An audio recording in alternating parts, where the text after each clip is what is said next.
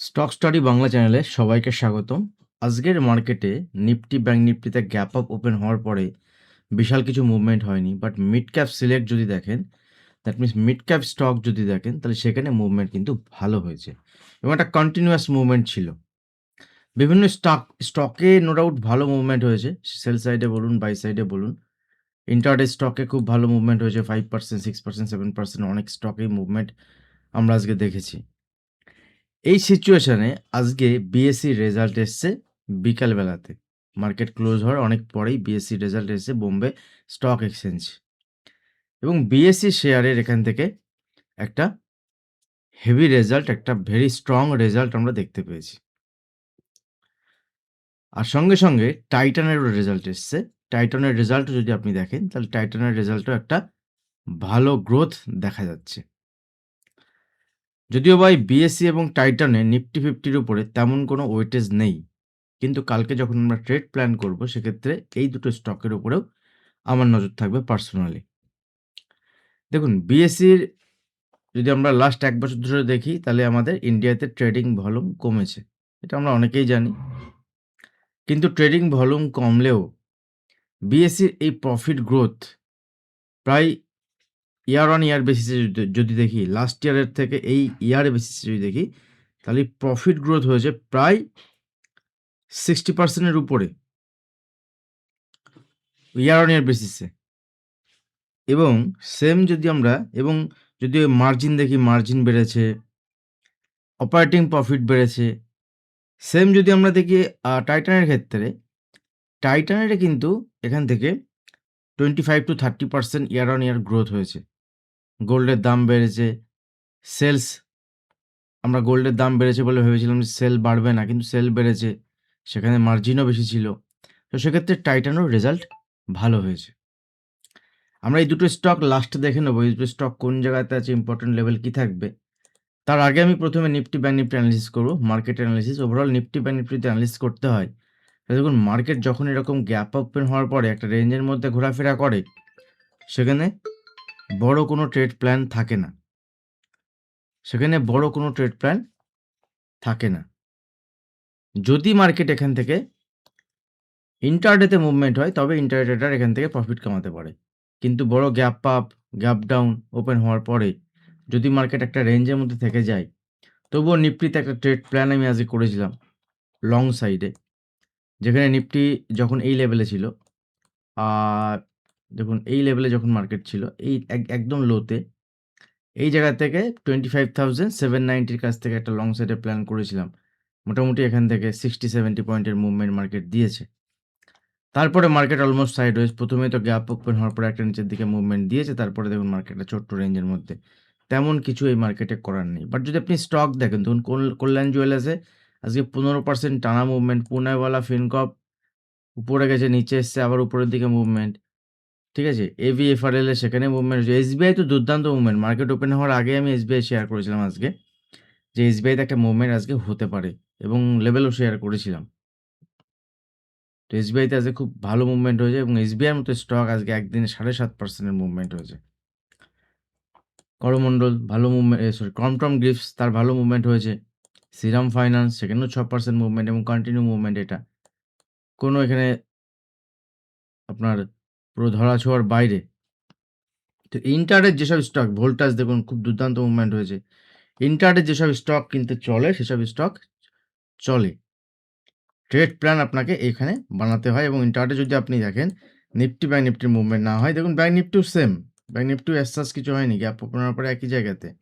But mid cap select যদি দেখেন, mid cap সিলেক্টের gap open হওয়ার পরে একটা কন্টিনিউয়াস উপরের দিকে মুভমেন্ট আমরা দেখেছি। বাট খুব শার্প মুভমেন্ট নয়, এটাও ওয়ান টাইপ অফ একটা লেভেলের পরে গিয়ে এখানে সাইডওয়েজ হয়ে গেছে। তো যারা শুধুমাত্র ইন্ডেক্সে ট্রেড প্ল্যান করেন, তাদের জন্য আজকের দিন কিন্তু খুব একটা বেশি ভালো ছিল না। বাট যারা স্টকে ট্রেড করেন, তাদের জন্য আজকের দিন খারাপ ছিল না। কালকের জন্য নিফটির ইম্পোর্টেন্ট লেভেল কি থাকবে, ব্যাংক নিফটির ইম্পোর্টেন্ট লেভেল কি থাকবে? দেখুন, নিফটি ব্যাংক নিফটির লেভেল তো অলমোস্ট সেম, গতকাল যেমনটি শেয়ার করেছিলাম। কিন্তু প্রবলেম হচ্ছে এখানে মার্কেট পজিটিভ ক্লোজ দেখাচ্ছে। প্রায় 150-200 পয়েন্ট পজিটিভে, 170 পয়েন্ট পজিটিভে ক্লোজ দিয়েছে বিকজ অফ গ্যাপ আপ। এবং রোববারে কিছু নিউজ এসেছিল, যেটা আমি গতকালের ভিডিওতে আপনাদের সঙ্গে ডিসকাস করেছিলাম। এবং মার্কেট কিন্তু লাস্ট 3 দিনের হাইয়ের উপরে গিয়ে মার্কেট নিচে এসেছিল এবং এখান থেকে মার্কেট বাউন্স দিয়ে উপরে গেছে। যেখানে ক্লোজ দিয়েছে নো ডাউট ভালো ক্লোজিং। সেই হিসেবে যদি আমরা ইন্ট্রাডে মুভমেন্ট না দেখি ঠিকঠাকই ক্লোজিং। বাট কালকের একটা লিটমাস টেস্টিং এর ব্যাপার আছে মার্কেটে। যদি কালকে মার্কেট দেখি ২৫,৯২৫ মার্ক করে রাখতে পারেন আপনি। ২৫,৯২৫ লেভেলকে ব্রেক করে তাহলে মার্কেট এখান থেকে একবার ২৬,০০০ লেভেল তো দেখাবে। বড় গ্যাপ আপ গ্যাপ ডাউন হলে নিফটিতে প্রেডিক্ট করা মুশকিল। ইন্টারডেতে যেমন চার্ট প্যাটার্ন তৈরি হবে তার বেসিসে ট্রেড প্ল্যান করব। ইন্টারডেতে আপনারা আমার সঙ্গে যুক্ত হতে পারেন। ভিডিও নিচে ডেসক্রিপশন বক্সে ইউটিউব প্ল্যাটফর্মে দেখবেন অ্যালাইস ব্লুর অ্যাকাউন্ট ওপেন লিঙ্ক থাকবে। ওখান থেকে আপনি অ্যাকাউন্ট ওপেন করে যদি অপশনে কাজ করেন সেক্ষেত্রে সম্পূর্ণ ফ্রি। আপনি আমার প্রাইভেট গ্রুপ যেখানে আমি ইন্টারনেটে অ্যাক্টিভ থাকি ওখানে আপনি জয়েন হতে পারেন। তো এখান থেকে সম্পূর্ণ ফ্রি, কোনো পয়সা লাগবে না এবং অ্যালাইস ব্লুতে অ্যাকাউন্ট ওপেনিংও ফ্রি এবং নরমাল অপশন ট্রেডিং এর ক্ষেত্রে যেমন ₹20 ফ্ল্যাট ব্রোকারেজ, ₹20 ফ্ল্যাট ব্রোকারেজ ওখানেও থাকে। নিচের দিকে যদি বাজার আমরা দেখি, আপনাকে রেঞ্জ ফলো করতে হবে, লেভেল ফলো করতে হবে। নিচের দিকে সিম্পল আপনি মার্ক করে রাখুন। যদি ২৫,৭৭০ এর লেভেলকে ব্রেক করে, ২৫,৭৭০ ঠিক আছে? আজকের লোকে যদি ব্রেক করে তাহলে মার্কেট এখান থেকে নিচের দিকে ৭০-৮০ পয়েন্টের মুভমেন্ট বা ৬০-৭০ পয়েন্টের মুভমেন্ট একবার দেখাতে পারে। এই গ্যাপটা যেটা নিয়ে গেছে হয়তোবা এখানে মার্কেট নিচের দিকে আসতে পারে ৭০০-৭২৫ এইসব লেভেলের কাছে। ওভারঅল মার্কেট উপরের দিকে ট্রেড প্ল্যান করব অথবা যদি মার্কেট নিচে আসে ২৫,৭৮০ সেখানে যদি বাউন্স নেয় তাও সেখানে কিন্তু লং সাইডে ট্রেড প্ল্যান করা যেতে পারে। বেশি কিছু প্রেডিক্ট করার দরকার নেই, বেশি কিছু অ্যানালিসিস করার এখানে জায়গা নেই। সেম যদি আমরা ব্যাংক নিফটিকে দেখি, ব্যাংক নিফটি নো ডাউট ভালো ক্লোজিং এবং ৬০,৫০০ লেভেল ইম্পোর্টেন্ট ছিল। ৬০,৫০০ লেভেলের উপরেই ম্যাক্সিমাম টাইম ব্যাংক নিফটি আজকে সারাদিন কাটিয়েছে, সেটাও একটা ভালো দিক।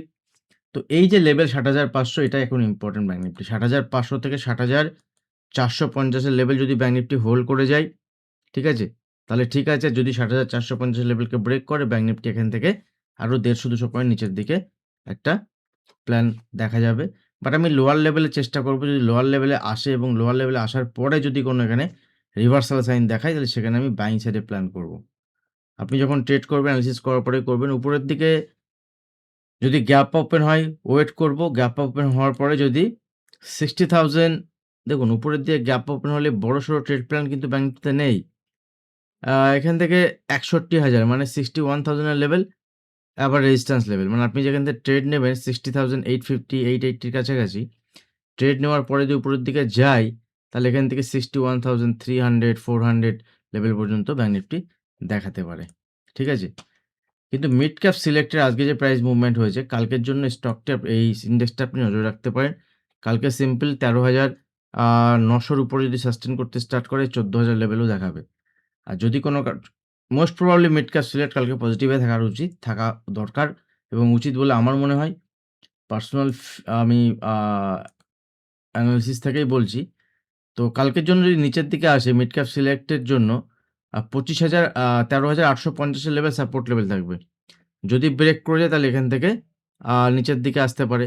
বাট ১৩,৮৫০ এর উপরে যখনই যাবে তখন আপনি লং সাইডে প্ল্যান করতে পারেন এবং ১৩,৯০০ এর উপরে তো লং সাইডে প্ল্যান করলে এখান থেকে ৭০-৮০ পয়েন্টে দিতে পারে, দেখা যেতে পারে। চলুন বিএসসি স্টকে যেটা বলছিলাম রেজাল্ট ভালো এসছে। 60% ইয়ার অন ইয়ার গ্রোথ কিন্তু চারটিখানি ব্যাপার নয়। গত বছর যা হয়েছিল রেজাল্টে এবছর রেজাল্ট বেড়েছে। এর কারণ কি? এর কারণ দেখুন obviously আপনিও জানেন আমিও জানি যে বিএসসির ভলিউম কমেছে মার্কেটে এবং মার্কেটে এফ&ও ট্রেডিং এর ভলিউম কমেছে লাস্ট ১ বছরে। কিন্তু এই যে কত আইপিও এলো, এই আইপিও আসার জন্য কিন্তু একটা ভলিউম গেইন হয় মার্কেটের। নতুন সবাই যে ট্রান্সেকশন করছেন বা সবাই যে নতুন আইপিও বাই করছে, বিভিন্ন শেয়ারের কেনা-বেচা করছেন, তার জন্য কিন্তু বিএসসির প্রফিট হয়। তো সেই গ্রোথটা কিন্তু বেড়েছে। মানে বিজনেস বেড়েছে। যদি বিজনেস বাড়ে তাহলে তার প্রফিট বাড়বে। সেম জিনিসটাই হয়েছে। দ্যাট মিনস গ্রোথ যদি আমরা দেখি বিএসসির, সে মার্কেট যেদিকেই যাক বিএসসির গ্রোথ কিন্তু থাকবে। তার উপরে আবার এসটিটি বেড়েছে বলে অনেকে কিন্তু এসটিটির একটা পার্সেন্টেজ বিএসইউ পায়। এগুলো হিডেন ব্যাপার কিন্তু সেখান থেকেও একটা পার্সেন্টেজ তারা পায় এবং গত সময়ে আমরা দেখেছিলাম এসটিটি বেড়েছিল লাস্ট টাইমেও। এবারেও যেমন এসটিটি বেড়েছে, বিএসসির সেখান থেকে সেন্টিমেন্টাল এফেক্ট হতে পারে। আমি আপনাদের সঙ্গে শেয়ার করেছিলাম। বাট সেন্টিমেন্টাল ইফেক্ট খুব বেশি দূর যায়নি। এখান থেকে ব্রেকডাউন দেখালেও বাজেটের দিনইও এখান থেকে রিভার্স দিয়েছে এবং তারপরের থেকে কন্টিনিউ বিএসসির মুভমেন্ট পজিটিভ সাইডে।